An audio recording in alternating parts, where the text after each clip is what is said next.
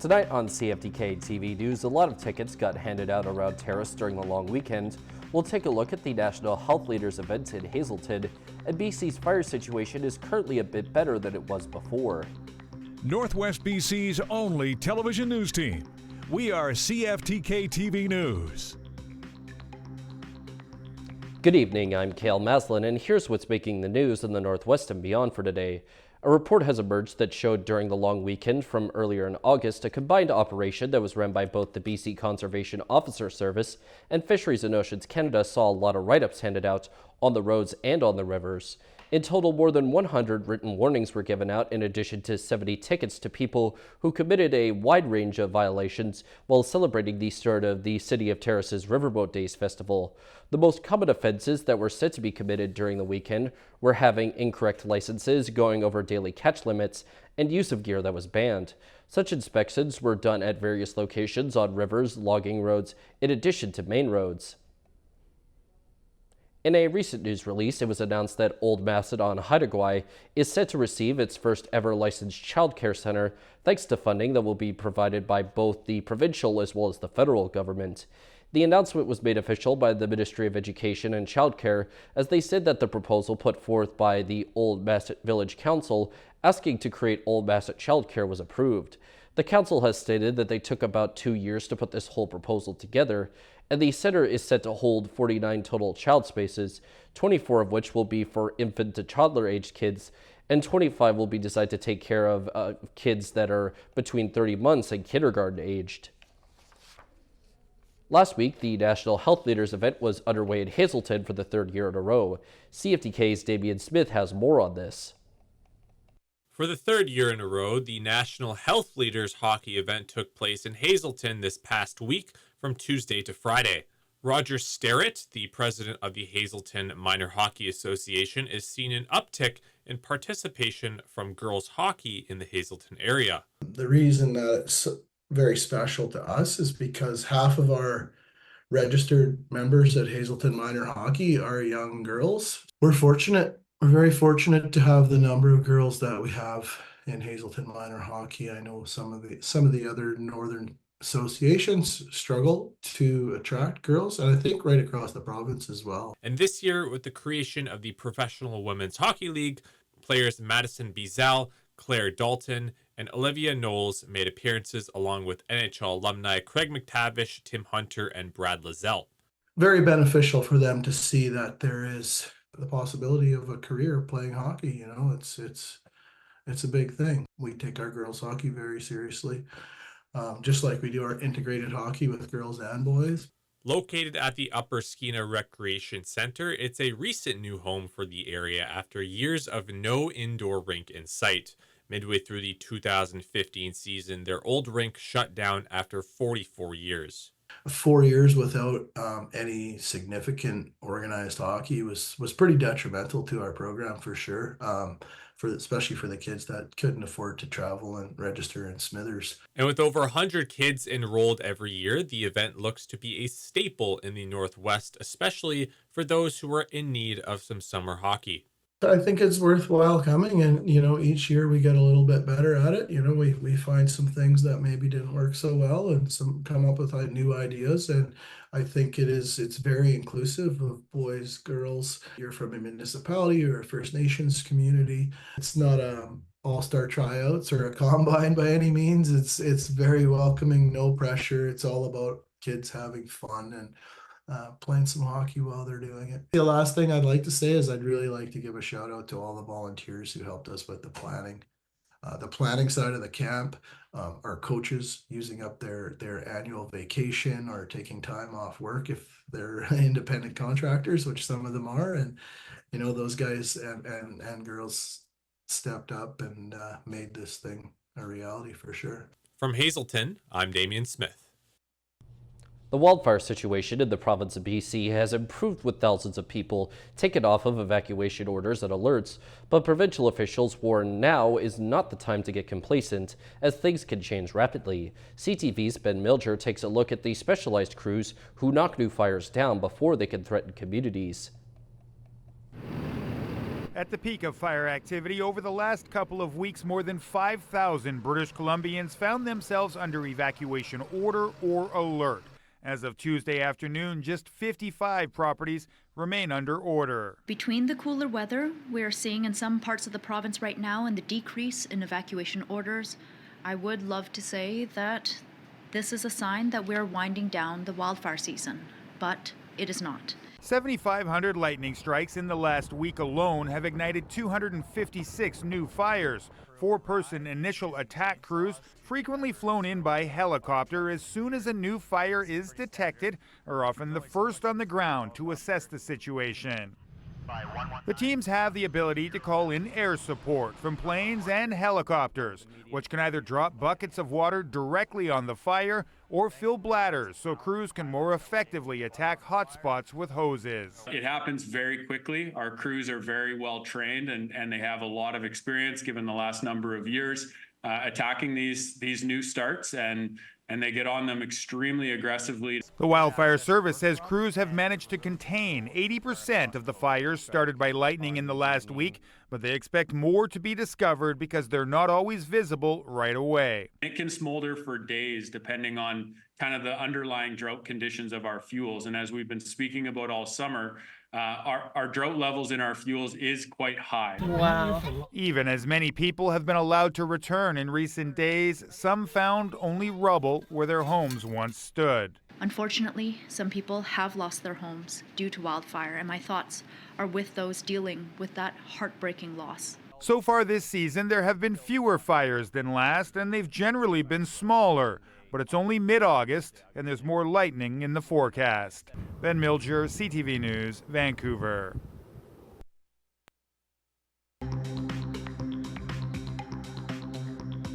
Coming up next is a look at potential penalties for people who end up causing wildfires. Welcome back. As communities across the province grapple with those rapid wildfires, urban fires are becoming a bigger problem closer to home. Dry conditions have led to a growing number of brush fires in Surrey, most of which are caused by people. As CTV's Yasmin Gandhi reports, it could mean stiffer penalties for those who break the rules. Mayor Brenda Locke says there have been 407 brush and grass fires like this one since May. That's a lot. That's significant and very concerning to me and certainly to our fire personnel. Most of those were human-caused. Now Locke wants city staff to provide an update on the fire risk to the community and measures to address safety concerns.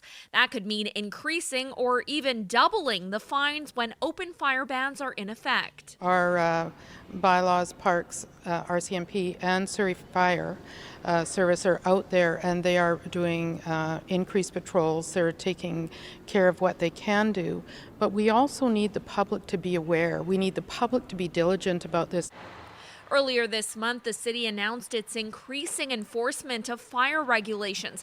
It also reminded residents to take preventative measures amid dry and hot conditions. The Surrey Fire Service says it's a concerning number of fires. This is a fair number for us in a short term here. So yeah, we're just looking to make people aware that this is something to know and something to help try to reduce. Campfires and fireworks are not allowed anywhere within Surrey. Neither is smoking in the city's parks.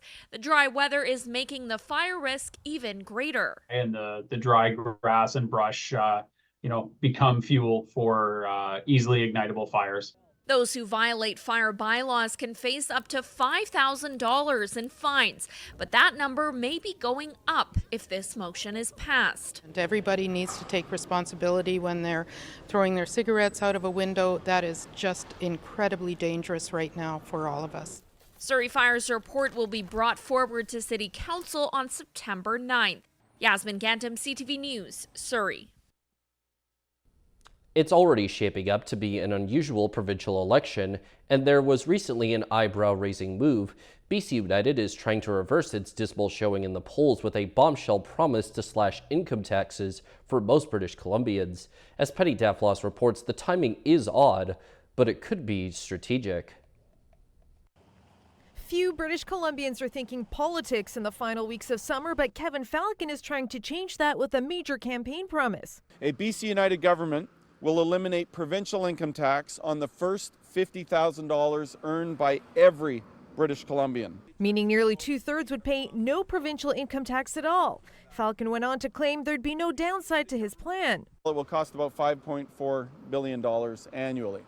And no services do not have to be cut. We're not just going to spend the same way the NDP spend. One of the ways government can pay for a lot of things is make sure we've got a growing economy. It's going to be complicated to explain. The Premier claims taxpayers won't be any better off. Don't worry, I'll cut your taxes over here, but you'll pay MSP. You'll pay road tolls, bridge tolls, fees and charges. Your ICBC rates will go up with as government makes it possible to pull the money back out of our public insurer like they did before. They'll sell off public assets to pretend that the books are balanced. There's no question basics are more expensive and many people are struggling to afford necessities. But David Eby came out swinging, alleging it's all about politics. I think he is truly revealing who he is, which is someone is even to the right of John Rustad when it comes to cutting public services in service to a particular ideology. Opinion poll after opinion poll has BC United in 4th place, well behind the surging BC Conservatives. I think it's a way for them to try to become part of the conversation. And while trying to get the public's attention during summer break seems like a lost cause, there may be another goal with the income tax promise. More than anything, I think this is geared towards making the business community take a look at them again. We know that some of their biggest funders in the BC Liberal days are now looking at the BC Conservatives. And donors open their checkbooks long before British Columbians head to the polls. After nearly 20 years, the sport of Supercross is heading back to Vancouver. Some of the sport's best will showcase their talents at BC Place this fall. CTV's Ben Nesbitt got a glimpse of what fans can expect when the show comes to town.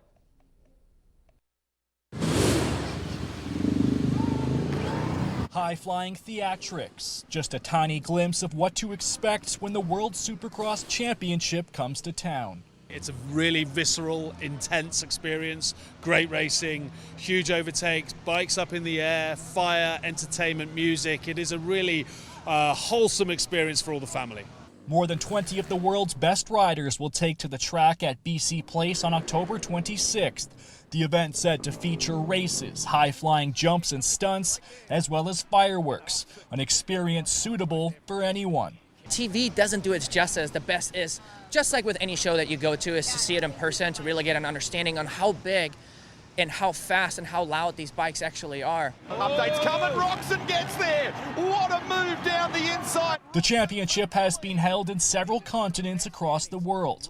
This year, Vancouver will be the lone event in North America, the others in Australia and Abu Dhabi. We're looking for cities that have got a deep legacy in sport, are huge participation levels, and Canada and Vancouver, British Columbia, both as an incredibly diverse community of sport goers, also has huge participation in motocross. Tickets go on sale this Friday.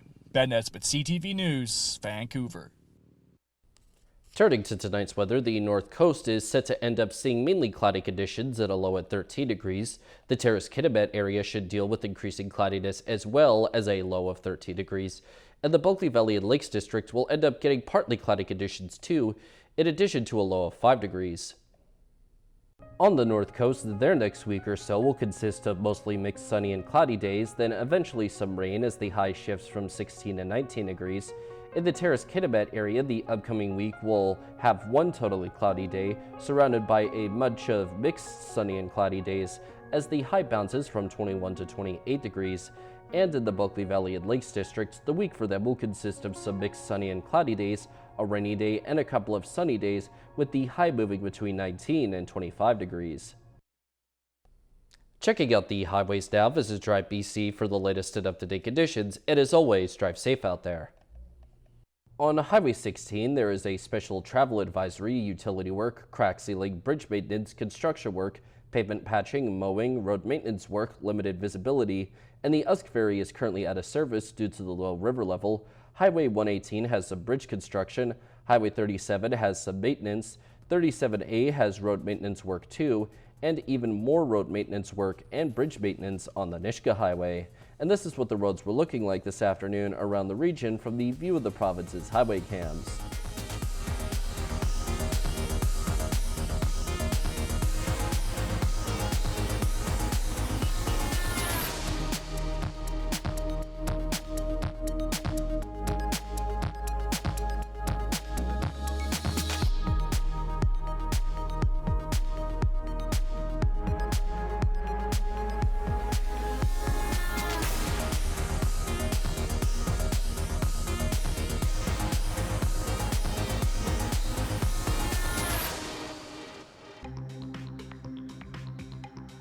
Still to come, we'll see what exactly presidential candidate Donald Trump has been up to as of late. Welcome back. A recent interview with Donald Trump is feeling like a bit of deja vu for some. The former president returned to his former megaphone, Twitter, now known as X, for a rambling conversation with Elon Musk. CTV's Joy Malbon has more on the technical and factual problems that emerged from it. Both sides hate him. Donald Trump called it the interview of the century, but his conversation with billionaire Elon Musk was hit with technical glitches. My apologies for the late start. Musk offering up a powerful megaphone in hopes of winning votes for Trump, who's struggling to sharpen his attacks against Kamala Harris. Harris is leading in some polls in key battleground states. Trump insulted her as not smart and too weak to take on dictators. He praised North Korea's Kim Jong-un and Russia's president, even sharing a conversation he had with Vladimir Putin about invading Ukraine. I said to Vladimir Putin, I said, don't do it. And I told him things that what I do. And he said, no way. And I said, way. It was Trump's greatest hits, bragging, unscripted, riddled with grievances and misinformation. Seemingly stuck in the past, he talked about beating Joe Biden in the debate and falsely claimed Biden left the race because this was a coup. This was a coup of a president of the United States. He didn't want to leave, and they said we can do it the nice way or we can do it the hard way. And strangely, Trump gushed over his new opponent, now on the cover of Time magazine. It was a drawing, and actually, she looked very much like our great First Lady, Melania. She didn't look like Camilla, that's right, but of course she's a beautiful woman, so we'll leave it at that. Not the message some Trump allies wanted to hear, wanting him to drill down on the economy, inflation, and immigration, issues voters care about. But Trump will do what he wants, and millions listened in. 73 million people utilized X to watch it and listen to it. That's an incredibly astounding number, and it's smart in a lot of ways because it allows him to go directly to voters. As for Harris, she'll roll out her economic strategy this week, dismissing the Trump-Musk interview as self-obsessed rich guys who can't even run a live stream in 2024. Joy Malbon, CTV News, Washington. If you're vacationing and need to hail a taxi, you need to make sure you're using a reputable licensed company. There are fake taxis and shuttles operating in Mexico that are ripping off unsuspecting tourists for thousands of dollars. CTV's Pat Forrid has more on this. I just want my $2,300 back. Glenn Egan of Toronto was visiting Mexico City in March of this year. He took a taxi ride that should have cost about $15. The driver demanded he pay with a credit card, then claimed the charges didn't go through and accepted cash. Within a minute, Egan got a notice he'd been scammed. I stepped out of the taxi and immediately I got a text alert from RBC saying $2,300 and a few cents had just been charged by Visa. Egan said he contacted Visa right away to dispute the charge, but after 4 months of trying, he's been told he will not be given a refund. At the end, they basically said, well, I didn't get a receipt. And so without a receipt, they can't dispute the charge. It comes down to my word versus a scammer's word. Adam Attard of Mississauga was vacationing near Cancun, Mexico in July. He took a short ride in a shuttle at the airport. The driver locked the doors and demanded payment by credit card. We couldn't get out of the van. There was no visible latches or locks to open. And he said, you're not leaving and you can't get your baggage back until you pay me the $3. Attard was also told the payment didn't go through and then the driver accepted cash. but his credit card was immediately charged over $3,100. He also used an RBC Visa card and was initially told he would be refunded the money, but later told he wouldn't be. The disputes department told me that because I willingly put in a PIN and I don't have a receipt, that they will not refund me anything. CTV News reached out to RBC about the taxi charges. A spokesperson said, "We review each instance of potential fraud on a case-by-case basis. We remind clients to take precautions to ensure they're dealing with a trusted source when transferring or receiving funds." Not long after reaching out to CTV News, Egan was told he would receive a full refund of his $2,300. Attard was also refunded his $3,100, which was great news for him. I am ecstatic that I got in touch with CTV News. I'm so thankful for you and your team, what you guys did for me. I really appreciate it. You guys are heroes. Thank you guys so much. And now we turn our attention to the stock markets. The Canadian dollar is up 0.03 cents. The price of gold is down $28.10. Oil is down $1.37. Natural gas is up 7 cents. Aluminum is up $26.50. In Toronto, the TSX is up 141.83 points. The Venture Index is up 2.63. In New York, the Dow Jones is up 242.75, and Nasdaq is up 4.99. Still ahead, the BC Lions recently saw the return of an old friend. Welcome back. The BC Lions feel like a member of their family is back. After spending a year and a half in the NFL, quarterback Nathan Rourke has returned to Canada, signing a 3-year contract for another stint with the BC Lions. And as St. John Alexander tells us, it's very likely that he'll be ready to play on Sunday. Rourke swarmed. The Lions always hoped he'd be back. Will have a chance to get it away, and he completes it. They just didn't think it would happen this soon. Rourke throws to the left, and he's got Lions again. Victoria-born, 6'2", 209 pounds, and undoubtedly talented. Get out of here! Nathan Rourke was proving his value in the Canadian Football League when he decided to make a play for the NFL.